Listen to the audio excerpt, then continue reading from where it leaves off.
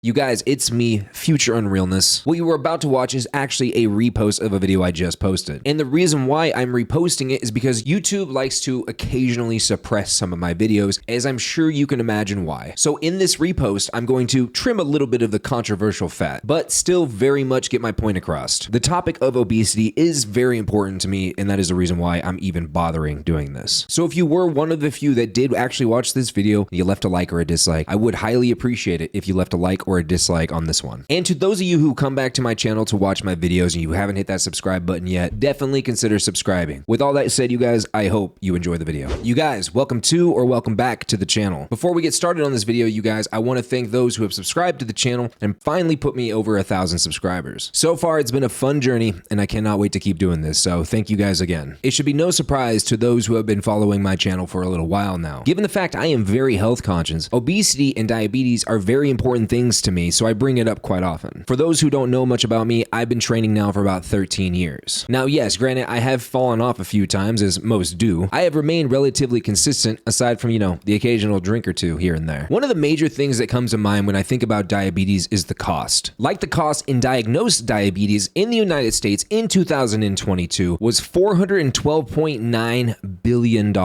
It's a number I really cannot wrap my head around. I have brought these numbers up a few times in past videos in terms of what like Medicare and Medicaid pay out, so you are welcome, and I do encourage that you watch those videos as well. So in this video, you guys, I am going to do my best to be as least offensive as I can. I'm not saying I'm not going to offend you, because chances are I probably am. That's pretty much the entire crux of this channel. Because as always, you guys, I talk about these things so I can have a conversation with you guys. I can't obviously get to every single comment, but I do read every single comment, and you guys do give me a lot to think about. Diabetes in youth and in children has always been super troubling to me. 352,000 Americans under the age of 20 have been diagnosed with diabetes, and I guarantee you it's more than that just simply have not been diagnosed yet. There obviously are a number of reasons for this happening. Now, we can talk about genetics like hereditary glandular problems with the thyroid. We can talk about negative adaptive lifestyles due to sedentary conditions and just simply not moving and eating like crap. But the biggest thing I want to talk about is inherited behavior. I think it should be no surprise to any of you that whatever your parents were feeding you at a very young age has influenced what you eat today to some degree, unless you've made some dramatic changes to correct that. And that's assuming there was a problem to begin with. A lot of parents, especially these days where both parents in the household, or if it's a single parent household even worse, do not have a lot of time or energy to prepare healthy meals for their kids. Or they themselves are suffering from obesity due to what their parents were feeding them as kids, and they never corrected that course. I want it to be very clear, you guys, I have very little self-control. I make sure that when I go to the store, I eat a little bit before I go, just to curb any desire to buy trash. Because if I buy a box of Twinkies to bring home, you bet your sweet ass I'm going to eat that entire box in one sitting. So I am well aware of the power of trash food. My mother wasn't always the best at giving me the healthiest foods when I was a kid. Sure, I mean, most of the time it was pretty healthy, but there was a lot of times she was just giving me something because she had no time, no energy, no willpower to even cook anything at the time. I am just really glad I found that willpower on my own. My brother suffered through obesity all the way up until his mid-20s, and he's killing it now. So I do want to say, if you are a parent, it is very, very important that you prioritize healthy food in your kids' diets. That being said, let's hop over to this video and see exactly why.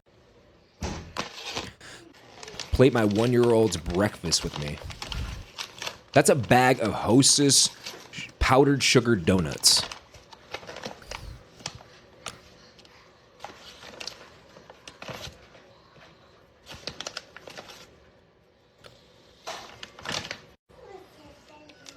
Okay, then she cuts them up with a spoon. This is for a 1-year-old. A 1-year-old. And this isn't like, oh, have a couple of donuts as a snack. This is designated as the breakfast. So on top of cutting up donuts, she's now opening a little pouch of applesauce, which is essentially just more sugar. There's nothing more of substance there. Every bit of fiber that was in that apple to make that applesauce was ground down into a sugar paste.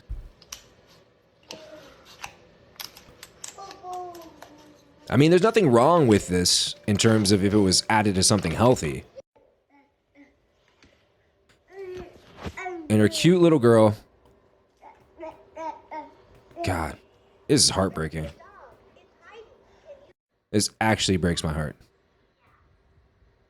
Of course, she's not going to throw a fit about what she's eating here. It's because this is what she's used to. She's used to eating this sugary crap. She is 1 year old and essentially a heroin addict when it comes to sugar and fat. I am obviously a critical person, as you guys can tell through this channel. I am very much a live and let live type of person, depending on what it is you're doing to society, that is. When 39.6% of adults are obese, on top of the hundreds of billions of dollars spent on obesity every single year, this is not something I can just simply say, live and let live. This is affecting everyone, whether you're willing to acknowledge it or not. From your taxes, Medicaid, Medicare, private insurance, all of it adds up. So do not pretend that you or somebody you know being obese or diabetic isn't hurting anyone, because it is. I mean, yes, obviously you're hurting yourself. You're increasing your risk of heart disease, high blood pressure, high cholesterol, increased chances of cancers, and the list goes on. And from the video example we just watched together, a great example of generational obesity. I do want to pull this study up, and don't worry, I'm not going to read this entire thing. It is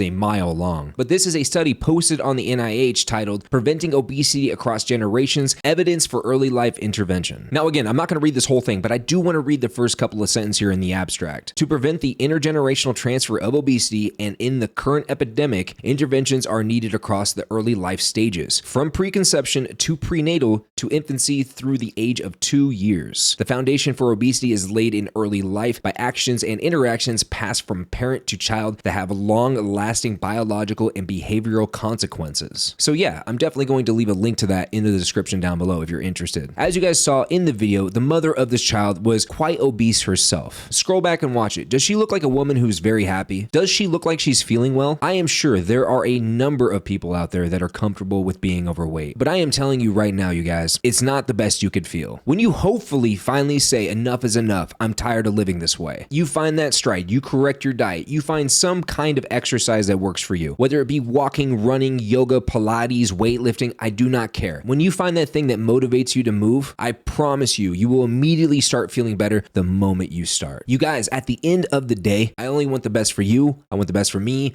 I want the best for everybody. I want everybody to be healthy. I want everybody to be very happy. Obviously, that's not going to happen. But again, ultimately, it's what I want. And of course, you guys, I want to know what you're thinking in those comments down below. And as always, do not forget to hit the like or the dislike button, subscribe to the channel, hit the notification bell so you hopefully get notified every time I post a new video. And I'll see you guys in the next one.